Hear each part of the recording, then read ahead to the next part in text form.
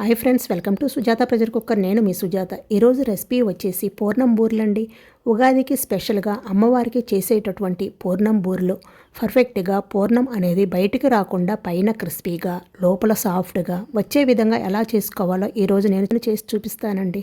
నేను చెప్పిన tips follow అవుతూ చేయండి. కొత్తగా చేసేవాళ్ళు కూడా చాలా ఈజీగా చేసేసుకుంటారు. ఎలా చేయాలో చూపిస్తాను. మరి లేట్ చేయకుండా పైన క్రిస్పీగా లోపల సాఫ్ట్గా ఉండే ఈ పూర్ణం బూరెలు చేసే ప్రాసెస్ ఏమిటో ఇప్పుడు చూసేద్దాం రండి. ఫస్ట్ నేను ఒక గిన్నె తీసుకొని ఇందులో 1 కప్పు మినప్పప్పు, 1.5 కప్పుల బియ్యం పోసుకుంటున్నానండి. మీరు నార్మల్ రైస్ అయినా పోసుకోండి, లేదా రేషన్ బియ్యమైనా పోసుకోవచ్చండి. ఇప్పుడు వీటిలో తగినంత నీళ్లు పోసుకొని శుభ్రంగా 2-3 సార్లు కడిగేసిన తర్వాత ఈ వాటర్ అంతా వంపేసి మళ్ళీ తగినన్ని నీళ్లు పోసుకొని ఈ గిన్నెకు మూత పెట్టేసి 4 లేదా 5 గంటల పాటు బాగా నాననివ్వండి. ఇప్పుడు నేను ఒక 5 గంటలు నానబెట్టానండి. ఇలా నానిన తర్వాత ఇలా బాగా మినప్పప్పు బాగా నానుండాయి. ఇలా నానిన మినప్పప్పు బియ్యాన్ని మరొకసారి శుభ్రంగా కడిగి ఇలా గ్రైండర్లోనైనా వేసుకోవచ్చు, లేదా మిక్సీ జార్లోనైనా వేసుకొని మెత్తగా గ్రైండ్ చేసుకొని తీసుకోవాలండి.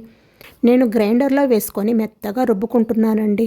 కొంచెం నీళ్లు యాడ్ చేస్తున్నాను. నీళ్లు ఎక్కువ పోసుకొని రుబ్బుకోవద్దు, ఎందుకంటే మనకి కాస్త గట్టిగానే ఉండాలి ఈ పిండి అనేది, మరీ పల్చగా అవ్వకూడదండి. అందుకని కొద్దిగా వాటర్ యాడ్ చేసి మెత్తగా వచ్చేటట్లు రుబ్బుకోండి. మరీ గట్టిగా అనిపిస్తే మరి కొంచెం వాటర్ వేసుకొని మెత్తగా రుబ్బుకోవాలి. చూసారా, ఈ విధంగా మెత్తగా రుబ్బుకొని ఒక బౌల్లోకి తీసుకొని పక్కన పెట్టుకోండి. నేను చూపిస్తున్నాను చూడండి. బ్యాటర్ అనేది ఈ విధంగా ఉండాలి. మరీ పల్చగా అయినా కానీ మీకు పూర్ణం సరిగ్గా రాదండి. ఇప్పుడు ఈ బౌల్కి మూత పెట్టేసి 3 గంటలన్నా పక్కన పెట్టండి. మనకి పిండి అనేది కొద్దిగా పులవాలండి. మనం వేసుకున్న వెంటనే మీరు పూర్ణాలు వేసుకున్నారనుకోండి, టేస్ట్ అంత బాగోవు. లైట్గా పులిస్తే ఆ టేస్ట్ వేరుగా ఉంటుందండి. అందుకని 3 గంటలన్నా పక్కన పెట్టుకోండి. ఇప్పుడు ఆ పిండి పులిసేలోపు మనం పూర్ణానికి సంబంధించిన ప్రాసెస్ అంతా కూడా చేసేసుకుందామండి. దానికోసం ఒక బౌల్ తీసుకొని బౌల్లోకి 1 కప్పు పచ్చిపప్పును వేసుకోవాలి. అలాగే 1/2 కప్పు పెసరపప్పు కూడా వేసుకోవాలి. మీరు కావాలంటే మొత్తం పచ్చెనగపప్పుతోనైనా చేసుకోవచ్చు, లేదా మొత్తం పెసరపప్పుతోనైనా చేసుకోవచ్చు. ఇలా 2 కలిపి చేయండి. టేస్ట్ చాలా చాలా బాగుంటాయి. ఒక్కసారి ట్రై చేయండి. 2 కలిపి 1.5 కప్పులు వేసుకొని తగినన్ని నీళ్లు పోసి 2 సార్లు బాగా కడిగి మళ్ళీ నీళ్లు పోసి 2 లేదా 3 గంటల పాటు నాననివ్వండి. 3 గంటల తర్వాత చూడండి, పప్పు చక్కగా నానిపోయింది. ఇలా 1 పప్పు తీసుకొని తుంచితే తునిగిపోతుంది కదా, ఇలా నానాలి. ఇలా నానిన ఈ పచ్చెనగపప్పు అండ్ పెసరపప్పుని వాటర్ వంపేసి ఇలా కుక్కర్లో తీసుకొని కుక్కర్లో వేసుకోండి. ఇలా శనగపప్పు వేసుకున్న తర్వాత దీంట్లో పప్పు మునిగే అంతవరకు వాటర్ పోసి కుక్కర్కి మూత పెట్టేసి కుక్కర్ని స్టవ్ పై పెట్టుకొని మీడియం ఫ్లేమ్లో పెట్టుకొని ఒక 3 విజిల్స్ రానివ్వండి.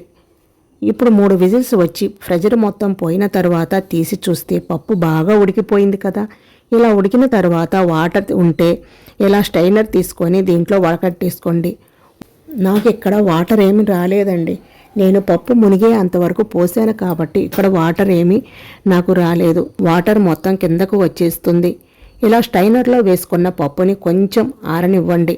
ఆరిన తర్వాత ప్రిపేర్ చేసుకోవాలి. ఈ పప్పు కాస్త ఆరిన తర్వాత మిక్సీ జార్లో వేసుకొని మెత్తగానైనా చేసుకోండి, లేదా ఇలా పప్పు మెత్తగా మెదిపి తీసుకున్నా పర్వాలేదు. మీకు ఈ పప్పు మెత్తగా కావాలంటే మిక్సీ జార్లో వేసుకోండి, లేదా ఇలా మ్యాష్ చేసుకొనైనా పప్పు మెత్తగా వస్తుంది. ఇప్పుడు ఈ మిశ్రమాన్ని ఒక ప్యాన్లో వేసుకొని తర్వాత బెల్లం 1.5 కప్పు బెల్లం వేసుకోండి.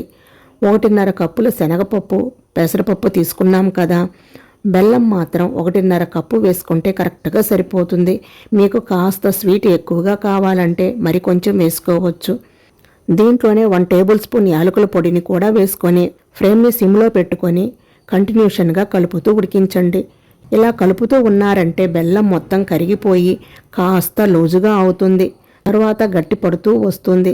ఫ్లేమ్ని మాత్రం సిమ్లోనే పెట్టుకోండి, లేకపోతే అడుగున మాడినట్లు వచ్చేస్తుంది. ఇప్పుడు చూడండి, 10 నిమిషాలు సిమ్లో కలుపుతూ ఉంటే ఈ విధంగా కాస్త గట్టిగా వచ్చేస్తుంది కదా. ఇలా వచ్చిన తర్వాత 1 టేబుల్ స్పూన్ నెయ్యి వేసి స్టవ్ ఆఫ్ చేసుకొని నెయ్యి వేసుకోవటం వలన పూర్ణం మంచి టేస్ట్గా ఉంటుంది. ఇప్పుడు ఇవన్నీ కలిసేటట్లు బాగా కలుపుకోవాలి. ఈ విధంగా స్ప్రెడ్ చేయండి. ఇలా చేయటం వలన త్వరగా ఆరిపోతుందండి. అందుకని ఈ విధంగా చేసుకోండి. ఇది లైట్గా ఆరనివ్వండి. వేడి మీదనే మనం ముద్దలు చేసుకోలేము కాబట్టి లైట్గా ఆరిన తర్వాత ముద్దలు చేద్దాం. ఇప్పుడు కాస్త ఆరిన తర్వాత ఈ విధంగా గరిటెతోటి తీసుకొని మొత్తం ఒక దగ్గరికి వచ్చేటట్లు చేసుకోండి. ఇలా చేసుకున్న తర్వాత దీన్ని కొద్దిగా పిండిని తీసుకొని ఇలా చిన్న చిన్న ఉండలుగా చేసి పెట్టుకోండి. నేను ఈ పూర్ణాలు మీడియం సైజులో చేస్తున్నానండి. మీకు కావాలంటే ఇంకొంచెం పెద్ద సైజులో చేసుకోండి. అన్నీ సేమ్ ఇదే విధంగా చేసి పెట్టుకోండి. చూడండి, ఈలోపు పిండి కాస్త పులిసి ఉంటుంది. ఇప్పుడు ఈ పిండిలో 1/2 టీ స్పూన్ సాల్టు, ఒక 2 టేబుల్ స్పూన్ల దాకా పంచదార వేస్తున్నాను. పంచదార సాల్టు వేయటం వలన మనకి పూర్ణం పైన లేయర్ అనేది చప్పగా లేకుండా ఉంటుంది. అలాగే పూర్ణాలు కూడా తెల్లగా లేకుండా కాస్త ఎర్రగా వస్తాయండి. దీంట్లోనే కొంచెం వంట సోడా కూడా వేశాను. ఇప్పుడు ఇవన్నీ వేసుకున్న తర్వాత మొత్తం బాగా కలిసేటట్లు కలిపేసేయండి. కొంతమంది మార్కెట్లో దొరికే దోసపిండి తీసుకొచ్చి కూడా అర్జెంటుగా పూర్ణాలు వేస్తారండి. అవి మనం తినటానికి అయితే వేసుకోవచ్చు. మనం అమ్మవారికి చేసి పెడుతున్నాము కాబట్టి మన చేతులతో మనం చేసి పెడితే బాగుంటుంది. పిండి అనేది మీకు ఈ విధంగా ఉండాలండి, మరీ లూజుగా ఉండకూడదు. ఇప్పుడు ఒక్కొక్క పూర్ణాన్ని ఇలా పిండిలో వేసుకొని మీరు స్పూన్తో అయినా వేసుకోవచ్చు, నూనెలో, లేదా చేతితోనైనా వేసుకోవచ్చు. చేతితో వేయటం ఇబ్బందిగా ఉంది అనేవాళ్ళు స్పూన్ తోటి ఈ విధంగా ఆయిల్లో వదిలేయవచ్చు. లేదు అంటే చేతితో వేసుకోవచ్చు. చేతితో అయితే నేను చూపిస్తున్నాను. పిండిలో ముంచి ఇలా నిదానంగా తీసి ఆయిల్లో వేస్తే సరిపోతుంది. ఇప్పుడు ఈ పిండిని పక్కకు పెట్టి ఎలా వేసుకోవాలో చూపిస్తున్నాను. ఇలా డీప్ ఫ్రైకి సరిపడా ఆయిల్ పోసుకొని ఆయిల్ వేడైన తర్వాత ఇలా కొద్దిగా పిండిని వేసి చూడండి. పైన వెంటనే ఇలా పైకి వచ్చింది కదా, ఆయిల్ బాగా కాగినట్లు. ఇలా వస్తే ఇప్పుడు ఫ్రేమ్ని మీడియంలో పెట్టుకొని పూర్ణాన్ని ఈ విధంగా ఆయిల్లో వేసుకోండి. ఫస్ట్ టైం చేసేవారికి కొద్దిగా కష్టంగా అనిపిస్తుందండి, సరిగా రావు. కానీ కొద్దిగా ప్రాక్టీస్ చేసామంటే ఎవరైనా ఈజీగా చేసేయవచ్చు పూర్ణం బూర్లు. వేసిన వెంటనే తిప్పేయకండి, అతుక్కొని ఉంటాయి. 1 నిమిషం ఆగి ఇలా అన్ని వైపులా తిప్పుకుంటూ వేయించుకుంటే బాగా వేగుతాయి. మీడియం ఫ్లేమ్లోనే వేయించుకోండి. చూడండి, ఈ రంగులోకి వచ్చే అంతవరకు, అంటే గోల్డెన్ బ్రౌన్ కలర్ వచ్చే అంతవరకు వేయించుకుంటే సరిపోతుంది. ఇలా వేగిన తర్వాత వీటన్నిటిని ఆయిల్ నుండి తీసేయండి. చూడండి, పూర్ణం కూడా మనకి బయటికి రాకుండా ఎంత పర్ఫెక్ట్గా వచ్చాయో. ఇప్పుడు వీటిని వేరొక ప్లేట్లోకి తీసుకొని స్పూన్తో ఎలా వేసుకోవచ్చో చూపిస్తున్నాను చూడండి. చాలామందికి చేతితో వేయటానికి భయపడుతూ ఉంటారండి, ఆయిల్ పైన పడుతుందని. అలాంటి వాళ్ళు ఇలా స్పూన్తో వేసుకోండి, ఈజీగా అయిపోతుంది. ఇలా నిదానంగా వదిలిపెట్టండి ఆయిల్లో. స్పూన్తో తీసుకొని అలాగే ఆయిల్ పూర్ణం మునిగే అంతవరకు తీసుకోండి. తక్కువ ఆయిల్ తీసుకుంటే పూర్ణాలు సరిగా రావు. సేమ్ ఇదే విధంగా మిగతావన్నీ వేయించుకోండి. చూడండి, మీకు ఎక్కడైనా ఆయిల్లో పూర్ణం విడిపోకుండా ఎంత పర్ఫెక్ట్గా వచ్చాయో.